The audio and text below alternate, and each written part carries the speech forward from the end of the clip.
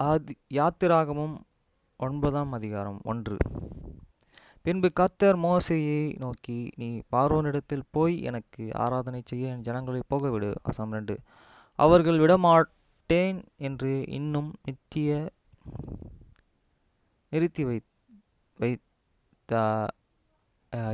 வசனம் 3. கர்த்தருடைய கரம் வெளியாயிருக்கிற உன் மிருக ஜீவன்களாகிய குதிரைகள் மேலும் கழுதைகள் மேலும் ஒட்டகங்கள் மேலும் ஆடு மாடுகளின் மேலும் இருக்கும். மகா கொடிதான கொள்ளை நோய் உண்டாகும். வசனம் 4. கர்த்தர் இஸ்ரவேலின் மிருக ஜீவன்களுக்கு எகிப்தியின் மிருக ஜீவன்களுக்கும் வித்தியாசம் பண்ணுவார். இஸ்ரவேல் புத்திரர்களுக்கு உரியவையை எல்லாவற்றையும் ஒன்றும் சாவதில்லை என்றார். வசனம் 5. மேலும் நாளைக்கு கர்த்தர் இந்த காரியங்களை தேசத்திலே செய்வார் என்று சொல்லி கர்த்தர் ஒரு கலகத்தை குறித்தார் என்று எபிரெயருடைய தேவனாகிய கர்த்தர் சொல்கிறார் என்று அவனிடத்தில் சொல் என்றார். வசனம் 6. மறுநாளில் கர்த்தர் அந்த காரியத்தை செய்தார். எகிப்தியருடைய மிருக ஜீவன்கள் எல்லாம் செத்து போயிற்று. இஸ்ரவேலில் புத்திரரின் மிருக ஜீவன்களில் ஒன்றாகிலும் சாகவில்லை. வசனம் 7. பார்வோன் விசாரித்து இஸ்ரவேலின் மிருக ஜீவன்களில் ஒன்றாகிலும் சாகவில்லையே என்று அறிந்தான். பார்வோனுடைய இருதயமோ கடினப்பட்டது, அவன் ஜனங்களை போக விடவில்லை. வசனம் 8. அப்பொழுது கர்த்தர் மோசேயை ஆரோனையும் நோக்கி, உங்கள் கைப்பிடி நிறைய சூளை சாம்பலை அள்ளி கொள்ளுங்கள். மோசே அதை பார்வோனுடைய கண்களுக்கு முன் வானத்திற்கு நேராக இறக்க கடவன். வசனம் 9. அது எகிப்து தேசம் மீதெங்கும் தூசியாகி எகிப்து தேசமெங்கும் மனிதர் மேலே மிருக ஜீவன்கள் மேலும் எரி பந்தமான கொப்புளங்களை எழுப்ப பண்ணும் என்றார். வசனம் 10. அப்படியே அவர்கள் சூளையின் சாம்பலை அள்ளி கொண்டு பார்வோனுக்கு முன்பாக வந்து நின்றார்கள். மோசேயோ அதை வானத்துக்கு நேராக இறைத்தான். அப்பொழுது மனிதர்கள் மேல் மிருகஜீவன்கள் மேலும் எரிபந்தமான கொப்பளங்கள் எழும்பிற்று. வசனம் 11. அந்த கொப்பளங்கள் மந்திரவாதங்கள் மேலும் எகிப்தியர்கள் எல்லோர் மேலும் உண்டாகினதனால் அந்த கொப்பளங்கள் நித்தமும் மந்திரவாதங்களும் மோசேக்கு முன்பாக நிற்கக்கூடாததாக இருந்தது. வசனம் 12. ஆனாலும் கர்த்தர் மோசேயோடு சொல்லியிருந்தபடியே கர்த்தர் பார்வோனின் இருதயத்தை கடினப்படுத்தினார். அவன் அவர்களுக்கு போக செவி கொடுக்கவில்லை. வசனம் 13. அப்பொழுது கர்த்தர் மோசேயை நோக்கி, நீ அதிக காலமே எழுந்து போய் பார்வோனுக்கு முன்பாக நின்று எனக்கு ஆராதனை செய்ய என் ஜனங்களை அனுப்பிவிடும். வசனம் 14. விடாதிருந்தால் பூமி எங்கும் என்னை போல் வேறு ஒருவரும் இல்லை என்பதை நீ அறியும்படிக்கு இந்த முறை நான் சகலவித வாதைகளையும் உன் இருதயத்திலும் உன் ஊழியக்காரர்கள் மேலும் உன் ஜனங்கள் மேலும் அனுப்புவேன். வசனம் 15. நீ பூமியின் இராமல் நாசமாய் போகும்படி நான் என் கையை நீட்டி உன்னையும் உன் ஜனங்களையும் கொள்ளை நோயினாலே வாதிப்பேன். வசனம் 16.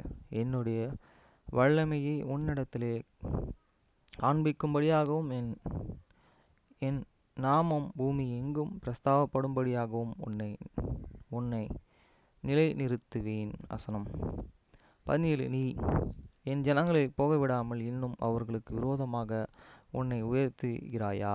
வசனம் 18. எகிப்து தோன்றிய நாள் முதல் இதுவரைக்கும் அதில் பொய்யாதா மிகவும் கொடிய கல்மழையை நாளை நேரம் பெய்ய பண்ணுவேன். வசனம் 19. அப்பொழுது ஆள் அனுப்பி உன் மிருக ஜீவன்களை வெளியிலே உனக்கு இருக்கிற யாவும் சோர்த்துக்கொள். வீட்டிலே சேர்க்கப்படாமல் வெளியே நிற்கும் ஒவ்வொரு மனிதனும் மிருகமும் செத்து போகத்தக்கதாய் அதன் கல்மலைகள் பெய்யும் என்று எபிரெயரின் தேவனாகிய கர்த்தர் சொல்கிறார் என்று அவனுக்கு சொல் என்றார். வசனம் 20. பார்வோனுடைய ஊழியக்காரர்கள் எவனும் கர்த்தருடைய வார்த்தைக்கு பயப்படான். அவன் தன் வேலைக்காரரையும் தன் மிருக ஜீவன்களையும் வீடுகளுக்கு ஓட்டி வர பண்ணினான். வசனம் 21. எவன் கர்த்தருடைய வார்த்தையை மதியாமற்று போனானோ அவன் தன் வேலைக்காரரையும் தன் மிருக ஜீவன்களையும் வெளியே விட்டான்.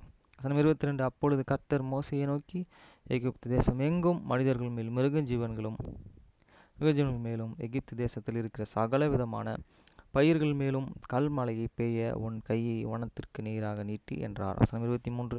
அப்படியே மோசே தன் கோலை வானத்திற்கு நேராக நீட்டினான். அப்பொழுது கர்த்தர் இடி முழக்கங்களையும் கல்மழைகளையும் அனுப்பினார். அக்கினி தரையில் மேலே வேகமாய் ஓடிற்று. எகிப்து தேசத்தின் மேல் கர்த்தர் கல்மழையை பெய்ய பண்ணினார். வசனம் 24. கல்மழையும் கல்மழையோடு கலந்த அக்கினியும் மிகவும் கொடியதாயிருந்தது. எகிப்து தேசம் குடியேற்றப்பட்ட நாள் முதல் அதில் அப்படியே ஒருபோதும் உண்டாகவில்லை. வசனம் 25. எகிப்து தேசம் எங்கும் மனிதரையும் மிருகஜீவன்களையும் வெளியிலே இருந்தவைகள் எவைகளோ அவைகள் எல்லாவற்றையும் அந்த கல்மழை அழித்து போட்டது. அது வெளியின் பயிர்களை எல்லாம் அழித்து வெளியின் மரங்களை எல்லாம் முறித்து போட்டது. வசனம் 26. இஸ்ரவேலின் புத்திரர் இருந்த கோசோன் நாட்டில் மாத்திரம் கல்மழை இல்லாதிருந்தது. வசனம் 27. அப்பொழுது பார்வோன் மோசேயை ஆரோனையும் அழைப்பித்து, நான் இந்த முறை பாவம் செய்தேன். கர்த்தர் நீதி உள்ளவர், நானும் என் ஜனமும் துன்மார்க்கர். வசனம் 28. இது போதும், இந்த மகா இடிமுழக்கங்களும் கல்மழையும் ஒழியும்படிக்கு கர்த்தரை நோக்கி விண்ணப்பம் பண்ணுங்கள். நான் உங்கள் போக விடுவேன், இனி உங்களுக்கு தடை இல்லை என்றான். வசனம் 29. மோசே அவனை நோக்கி, நான் பட்டணத்திலிருந்து புறப்பட்ட உடனே என் கைகளை கர்த்தருக்கு நேராக விரிப்பேன். அப்பொழுது இடிமுழக்கங்கள் ஓய்ந்து கல்மழைகள் நின்று அதில் பூமி கர்த்தருடையது என்பதை நீ அறிவீர். வசனம் 30.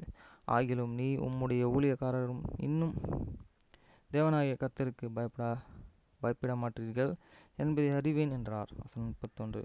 அப்பொழுது வார்கோதுமை கதிர்பயிரும் சணல் தள்ளப்பட்டு இருந்தது. அதில் சணல் கோதுமையும் அழிக்கப்பட்டு போயிற்று. வசனம் 33. கோதுமையும் கம்பும் கதிர் விடாது இருந்ததால் அவைகளும் அழிக்கப்பட்டு இருந்தது. வசனம் 33.